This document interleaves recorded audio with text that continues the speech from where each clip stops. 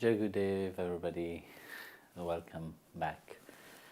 So today we did the Mahalakshmi Yagna, and probably most of you have been watching also, and did Mahabhishekam down in the temple. It's nice to see that everybody was participating and chanting and doing the yagna together.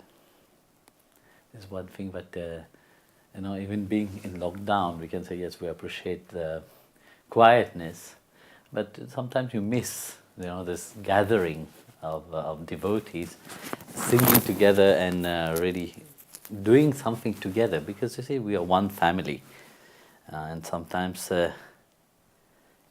that's what is missing. Our life is a spiritual life, and we have given this life to Him. And also He's the most important thing, so why not gathering and chanting and dancing in His name, really that's what is a devotee's life also. So it was nice, hopefully with precaution, of course, things get back to normal little by little, and that we can again celebrate all together. But I'm sure wherever you are, we are also celebrating together, because wherever you are here in the heart. And in your heart, Girdhari is present, Srimad Narayana is present. So in his heart, I'm sure you also are present there. So, Jai Gopal will ask you a question. Guruji, in the Daksha lila, Lord Shiva remained calm when he was insulted, but became enraged when Sati dies. Why the difference in reactions? It's obvious now. His wife is dead, and of course that will enrage him. So you can see in the Bhagavad when they explain how Lord Shiva, Sati sacrificed herself, because of the offense which Raja Daksha was offending Shiva. So Shiva stay calm, with all the offenses, you don't touch him because he is above that. But when he sees that his beloved is being hurt, or is dead, of course, that grief, that anger, express itself, and of course, then it manifests into the outside. As long as you attacked somebody, let's say, Bhagwan said that, you can say so many things about him, he will not be touched by that. Lord Shiva is the same. He is an ascetic who is not attached to anything, praise or being sent many bad words to him from Raja Daksha. This didn't affect him because he don't take it upon. But the one who he loved, when it is in danger, of course, then he have to react. The same way you see Lord all the manifestation of Srimad Narayana itself, whenever the devotee is in danger, the Lord manifests itself. Many times, he will keep quiet. So many people say so many things about him, he will keep quiet. He will not react upon that because he's not touched by these things. Yeah? But if he's a devotee is in danger, then he will have to act into that. In this context, that's why, as long as Raja Daksha was saying bad things about Shiva, he was not bothered. He was calm. It's like a dog barking. You can bark as much as you want. Who cares about it? So bark as much as you want. But if that dog take another step and start attacking those which is good, then Bhagwan have to act into it, and of course then it expresses itself into the form of anger. But when we look at it, you see, you say, okay, yes, why should he be angry when he is beyond these qualities, you know? But you see, here, what is he teaching? There's a limit for everything. You know, people can say so many things, but once you cross over that limit, then nature will react itself. Here, Lord Shiva represents also that Purusha, you know, that force which Prakriti and Purusha go together, that where manifestation happen. You know? So here, Lord Shiva said, okay, if Sati is no more, so expressing this anger, because why Sati was very devoted to Lord Shiva. It's like a devotee itself, you know. So the devotee have died in a very not nice way. So that's why Shiva also had the blessing to remind Daksh where he stand. He expressed itself as a destructive force. So it shows you that dwelling also into that state of mind, because Shiva is the presiding deity over the mind itself. You know? So if the mind is not under control, I don't say that Lord Shiva doesn't have his mind under control. You know, he has fully his mind under control. But here he's expressing itself as people outside can see, you know. So when the mind is not under control, destruction will happen. But those devotees which is centered upon the Lord, they are not touched by that. You know, Bhagavan Krishna said in chapter 6, verse 40 of Bhagavad Gita, he said, oh, those who is engaged on the spiritual path, whether it is in this world or the world after, there is no destruction happen for them, because they don't have grief in them, because they know that the Lord is with them. Bhagavan is constantly with them. So he gives that assurance, you know, and he even said to Arjuna at that point, my son, those who is surrendered to me, doesn't grieve. They don't overcome by grief. Here you see, like a father, he's giving an advice to Arjuna, you know, that it doesn't matter, you know, even if you don't attain to that perfection what I'm talking to you, but you strive in your life to attain to God realization. You strive to try your best to be a good devotee. Now, even sometimes the mind can be deluded. Now, the mind, it is like that. The mind can't be centered in one thing. The mind will keep running back to the old times. You know, sometimes even spiritual people, they sit there and think about their life, how it was before. Then the assurance that he gave, those who engage themselves on the spiritual path, you know, whether it is in this world or the world after, which means also maybe in the next life or in the other spheres, those who is centered into the spiritual field, you know, they are not lost at all. Nothing is lost.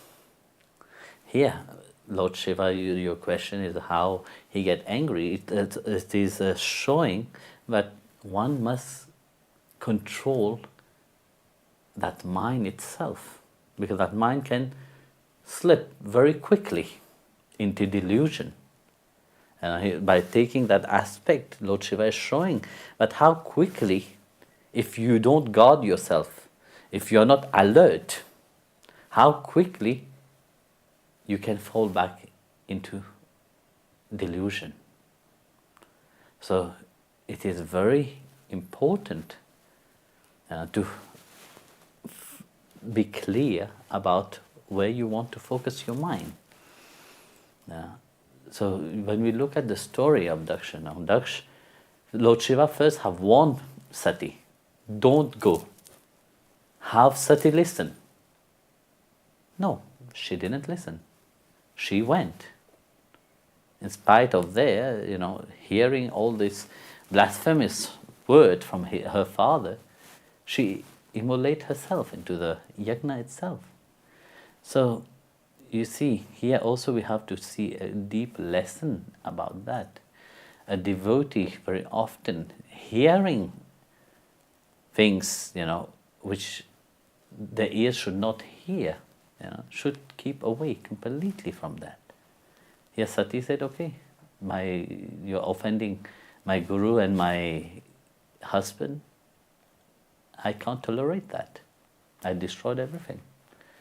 So in that way, it's also a reminder. You see, if you entertain the delusion, let's say there's some delusion mind, your mindset jump into certain delusion, and you entertain that delusion, that will bring your own destruction. But because being on the spiritual path, you see, because you have been graced by the Lord Krishna assumed you. But yes, maybe in this life you will not attain to what you have to attain, but you're not losing it. There is plan B, which is next life. So in next life, if you got a chance, then you will be able to advance further. And if it is not, then a plan C, which is further life. So like that, you stay still in the cycle, but yet you're continuously reminded of your spiritual life itself, and your spiritual duty is to attain the feet of the Lord itself. So not to destroy yourself, not to become crazy. So that's why you see Lord Shiva stay calm. But when devotee is in danger, then the Lord will have to act. It's not like, here you see our philosophy, how it is. It's not just say, okay, let's sit down quietly and let yourself be beaten up. Like very often you see the world nowadays. There is so many injustice, but yet people are just sitting there and said, okay, beat us up. Bhagavan Krishna didn't say that. Bhagavan Krishna said, no. Okay, you try to reason, you explain yourself, but if even in spite of explaining yourself, you're reasoning yourself, nothing happened, then you have to act. Because if you don't act, nobody will learn to listen to you. So you see the world how it is nowadays. There's some people who just have a certain ideas how the world have to be, and they put fear into the people, and this is how they control the masses. And of course everybody like a marionette are just running behind these people and adhere to their philosophy or to their what they are telling. But also, what can you do? One thing is that you have to stand upon what you feel inside of you. So, know one thing, but sometimes you have to say what you have to say. You have to act also, even if it is not right in the eyes of everybody. But sometimes you have to not just sit around and say, beat me up. So this is not the philosophy of Krishna. The philosophy of Krishna said, no, act and teach the people. Don't just act and say for no reason, but explain, and then give a good slap if you have to. So, Guruji, you have said that if somebody makes a mistake, it is like fixing a broken glass, and there will always be a crack. How is it then possible to attain the perfection of the Lord if there is always this crack or defect in the relationship? Again, the same, when Krishna, like I was giving you the verse, when Krishna, assume Arjuna, in chapter 6, verse 39, Arjuna expressed himself, about his mind, that I can't control my mind. My mind is completely unstable. To control that is only through your grace, through your blessing. Only you can do that. So this is the expression that Arjuna had. That's why he said, I assure you that those who is on the spiritual path, nothing is lost. Grief even don't come to them.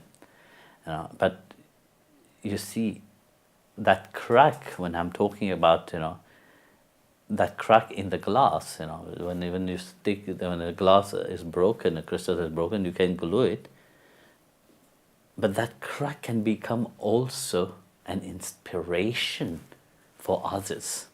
The mistake that you have done to bring that crack can be an inspiration for others not to do the same mistake.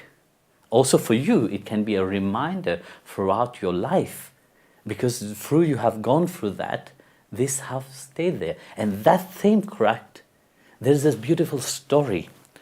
Once in a kingdom,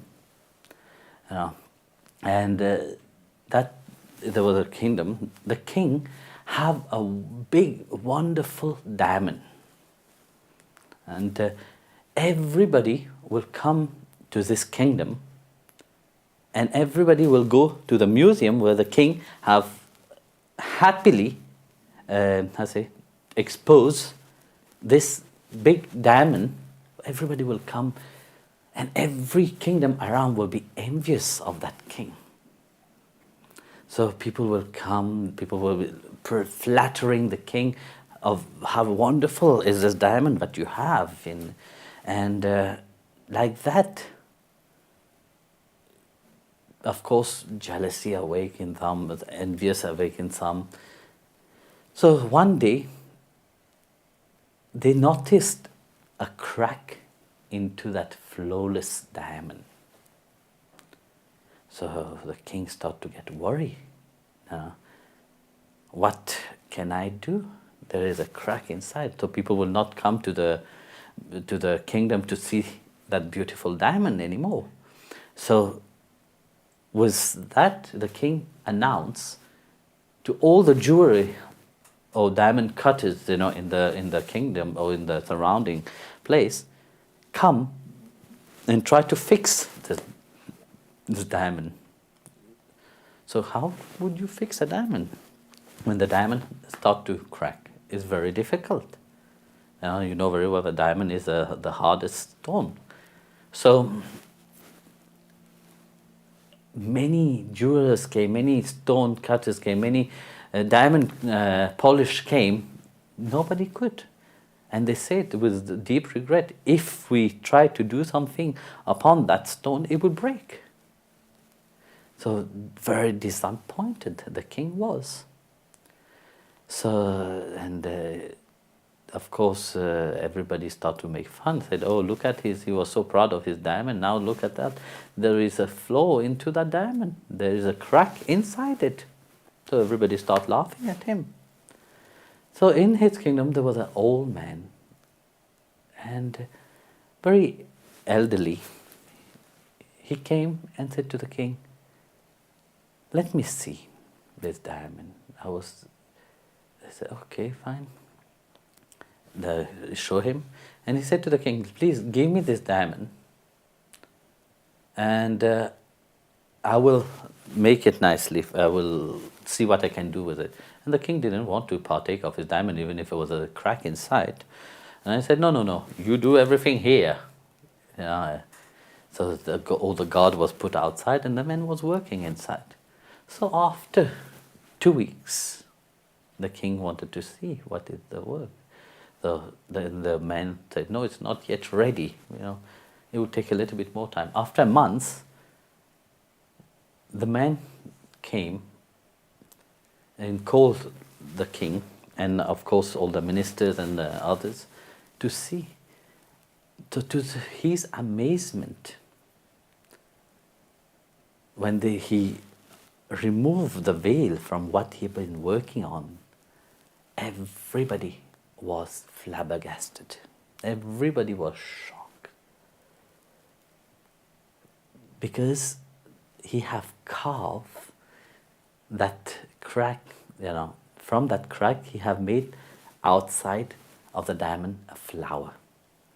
So the crack had become the stem of that flower itself. And it was even more beautiful than the diamond how it used to be before. So you see, whatever come into your life is a life experience. Even if you have made the worst mistake, for you to have a crack in between, in your trust or into your spiritual path itself, it is a life experience that God have given you. And without that, you will not be where you are. Without that experience, you will not realize that you were stupid. That's why you made that mistake. So like that, you can carve that mistake into a beautiful flower that can inspire others. Not just sit there and look at your flaws and say, oh yes, I have made that mistake. That's it. Move forward with your life. Life is to move forward with. Your feet, your whole body, how it's made, is to move forward. Even in your spiritual path itself, it is meant to move forward in life and attain the lotus feet of Srimad Narayana. Guruji, why does love get so easily buried in situations when someone hurts us and we get angry or emotional? Isn't love supposed to be the strongest feeling we have and the one that is closest to God? What are you talking about? Love. Why does love get so easily buried in relationships? Why get... Sorry, I don't understand. It gets buried, it gets lost. Why love Yes. get buried? You see, first, we have to see the journey of when we talk about love in a relationship. No? At the beginning, what is the aim of that relationship? At the beginning, yes, because you want something from that person, of course, you try to be different. No? So you show some interest in that person, you show the good side of yourself into that person, and that person also show you the good side of themselves also. And of course, then you start your relationship, of course there's a whole love drama, and which you entertain and enjoy, and you become madly in love, so you don't see anything else, But life is not only about that. The whole aim of even you being with somebody else is about also a way of moving forward together or supporting each another.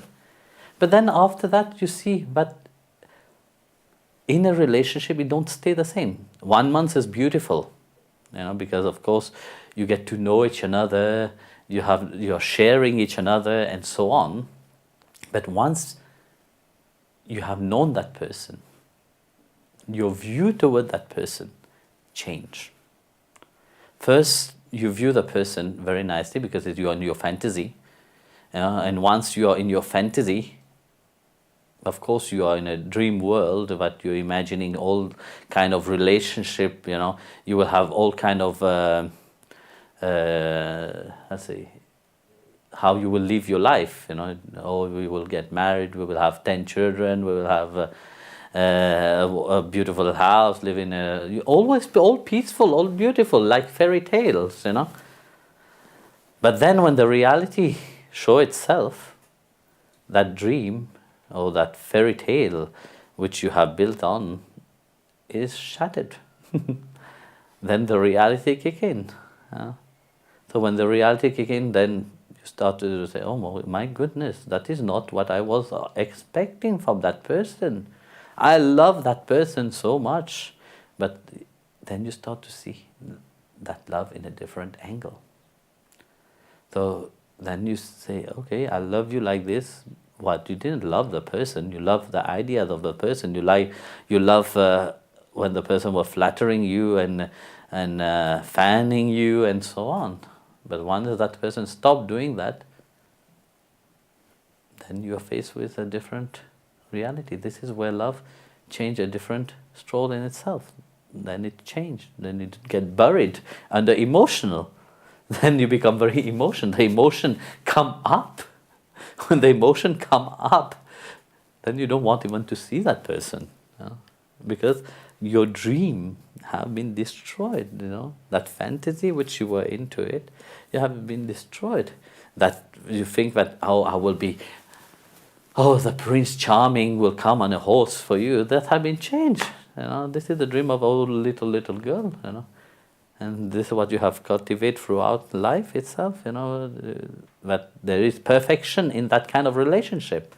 But I tell you, there is no perfection in that kind of relationship. If there is no God into that relationship, it is not perfect at all. In Canto 10, chapter 52, verse 39 of Bhagavatam, Rukmini wrote to Lord Krishna, said, Lord, I have given myself to you as your wife. Here, Bhagavan, come, take me. Take me, because I have taken you as my husband. You are my husband. Come, take me before that rascal Shishupal abduct me, Take me by force, snatch me from you, because I belong to you, because I have given my heart to you. I belong to you. So before Shishupal snatch you just like a jackal taking the food from the lion, the king of the jungle, come and take what is rightful yours. So when we see, here Rukmini, she was clear, but it is you that I want, no matter what. That clarity, when she said to Lord Krishna to come and abduct her, it is wonderful to see that, So it doesn't matter how you are, I want you. I want only you. So no matter what come, I have given my life. I have given my life to you. And that union, even before you said that you love me, you want me, Rukmini has said, I have already accepted you as my husband. In my mind, it is clear. But now I want you to clarify that.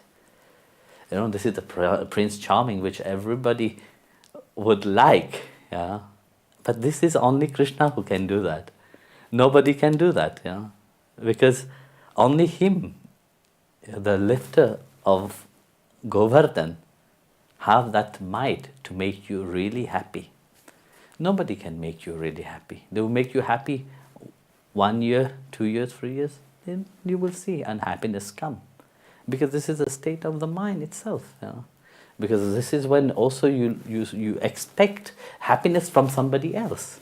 You should not. Even being in a relationship, I don't say that you should not love your husband, your wife, your partner. You should love, but you should know clearly that when you are in a relationship, the most important thing is that how can we share something which is even more than just the outside relationship. Let us share our spiritual life together. Let us enjoy that spiritual life together. Let us have a deep understanding of what is love really. Because otherwise, without a deep understanding of what is love, then you go into delusion of thinking that I will be happy, in a relationship. Then after that you realize, oops, there is always a game in a relationship between two persons. That game is that you should listen to me, I will not listen to you, or you should listen to me.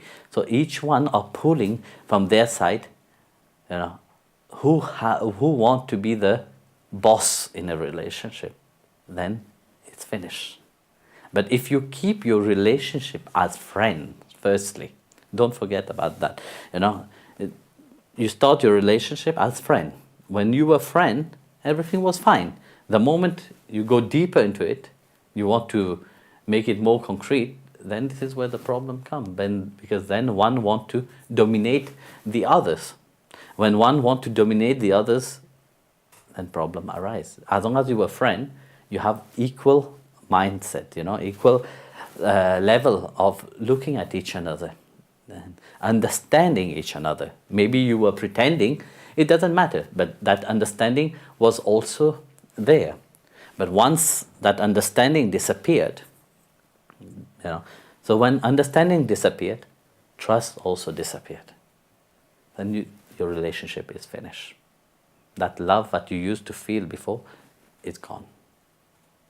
But when you go together hand in hand, in a relationship, and really support each other when one is falling down, lift each other, and really give that clarity, and space to each other to grow in your relationship, that love will flourish also together. Dearest Guruji, coming from a Christian background, I was happy to read in the Bhagavad Gita 9:26 that where you wrote in the comments, Krishna is the God of love, and for the sake of love, he manifests in the form of Jesus. If Krishna and Jesus are to be seen as one, why does Krishna urge Arjuna to fight in order to fulfill his dharma, while Jesus is so clearly non-violent? You see, one thing is on the battlefield, I'm sure Jesus would have also been non-violence. You see, one thing is that we have created a certain portrait of Jesus being the perfect guy, and he's so perfect. He don't have any trace of, anger inside of him. What about when he was going into the temple, throwing all the tables down and chasing the people with a lash at them, to leave, don't make the house of my father a house of trade and business? Was it with love? Or was it with also strictness and anger also? Yes, that everybody wants to have a God which is, how they expect him to be. But don't go into that delusion. God is the fullness of everything. It's not that crazy idea that, yes, he's sitting on a cloud and he's perfect. No, it's not that kind of God that is God. God is the fullness of all. When he have to act as the destructor, he will have to take that aspect of destruction. In Jesus' life, you see, but he showed that also. He talked about love, he spread love, but when people doesn't want to listen, he have to become strict. He have to really show certain anger. So Krishna didn't say to Arjuna on the battlefield, let's pacify the enemies. Let's go and have a tea with them. No. You are sitting on a battlefield. Use your logic. If you run away, you are a coward. You have been given a mission in life. Arjuna was a great warrior. Arjuna was not just a petty prince who just went into the battlefield. Just first time he's going into a battlefield. No, like that he have won so much war before that. Do you think that this war was scaring him? No, it was not scaring him.